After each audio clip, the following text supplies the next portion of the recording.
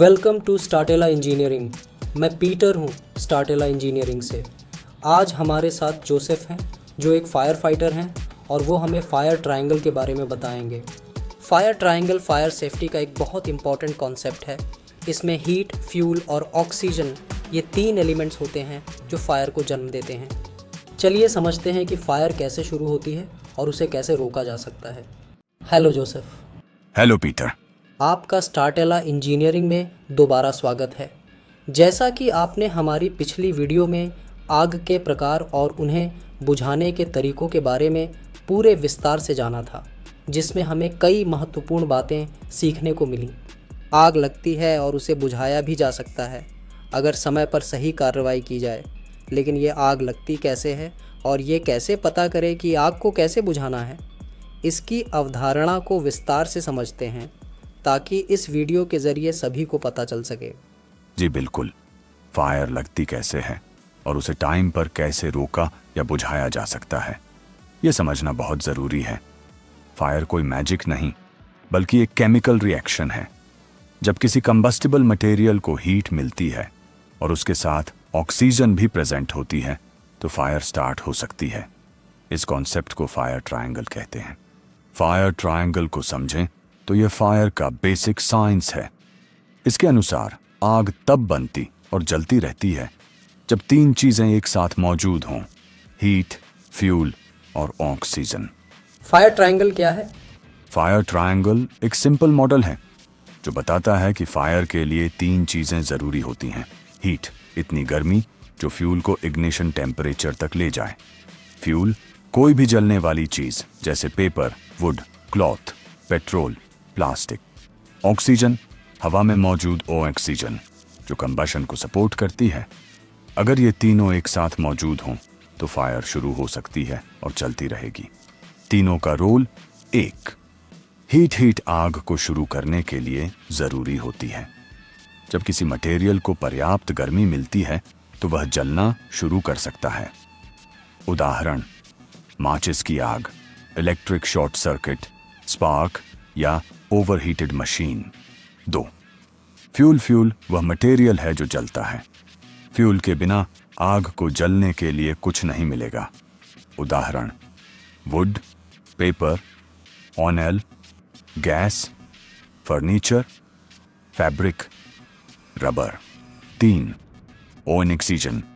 Oxygen हवा का वह हिस्सा है जो फायर को जारी रखने में मदद करता है। सामान्य हवा में ऑक्सीजन होती है, इसलिए फायर आसानी से बड़ी हो सकती है। अगर ऑक्सीजन कम कर दी जाए तो फायर धीमी हो सकती है या बंद हो सकती है।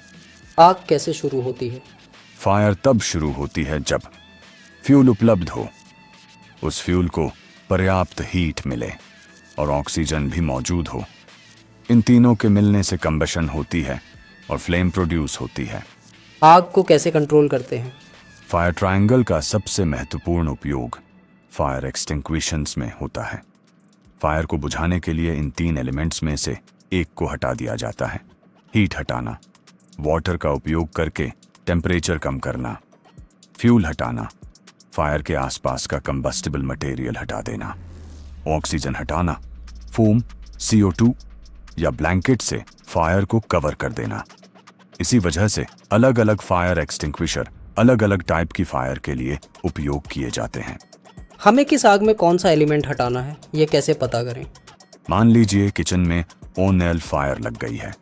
ऑयल बराबर फ्यूल, स्टोव की हीट बराबर हीट, हवा में मौजूद ऑक्सीजन बराबर ऑक्सीजन। अब अगर आप पानी डालते हैं तो ऑयल फायर और खतरनाक हो सकती है क्योंकि फ्यूल फैल सकता है। ऐसे केस में उपयुक्त एक्सटिंग्विशर या फायर ब्लैंकेट ज्यादा बेहतर होता है। और अगर इलेक्ट्रिकल आग हो तो?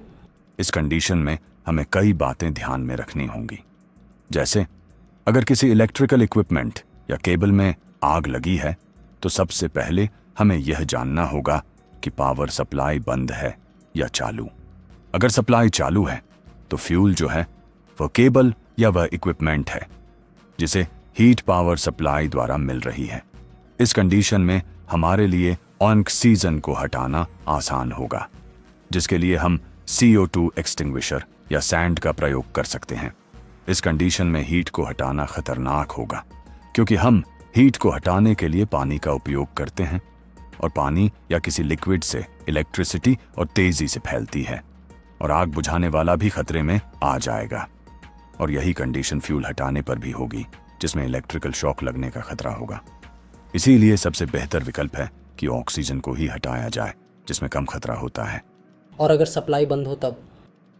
अगर सप्लाई बंद है या हम उसे बंद कर सकते हैं तो यह सबसे बेहतर है, क्योंकि जैसे ही पावर सप्लाई बंद होगी आग की कैटेगरी बदल जाएगी। अब हीट देने का काम उस केबल या उस इक्विपमेंट पर शिफ्ट हो जाएगा जो पहले पावर सप्लाई कर रहा था। अब हम इस आग को पानी डालकर हीट को हटा सकते हैं और CO2 या सैंड डालकर ऑक्सीजन भी हटा सकते हैं। और अगर आग गैस में लगी हो तब? गैस में आग ज्यादातर रसोई गैस सिलेंडर या पाइपलाइन द्वारा लगती है। इसमें इंडस्ट्रियल गैस टैंक या गैस ट्रक भी शामिल है, जो बहुत बड़ी आग मानी जाती है। लेकिन जो गैस सिलेंडर या छोटी पाइपलाइन में आग लगती है, उसमें हमें सबसे बेहतर यह होगा कि ऑक्सीजन को हटा दिया जाए। इसके लिए हम गीला कपड़ा, फायर ब्लैंकेट आदि का उपयोग कर सकते हैं, जैसा कि स्क्रीन पर चल रही वीडियो में दिखाया जा रहा है। अगर आग लकड़ी, कपड़ा या कागज जैसी चीज में लगी हो तो? लकड़ी, कपड़ा या कागज जैसी चीजों में लगी आग साधारण कैटेगरी में आती है। इसे हम ज्यादातर पानी से बुझाते हैं या वाटर टाइप एक्सटिंग्विशर से। मतलब कि आग किस चीज में लगी है और किस कंडीशन में है, उसी के हिसाब से हम बुझाने की प्रक्रिया इस्तेमाल करते हैं, जैसा कि आपने हमें बताया। जी बिल्कुल, क्योंकि ये हमारी और आसपास के लोगों की सेफ्टी से सीधे जुड़ा होता है कि हमारी फायर एक्सटिंग्विशिंग प्रोसेस आग को बुझाएगी या उसे और ज़्यादा बढ़ा देगी।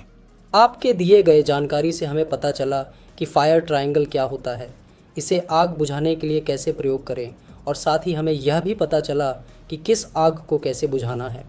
जोसेफ जी, आपके यहाँ आने के लिए बहुत बहुत धन्यवाद।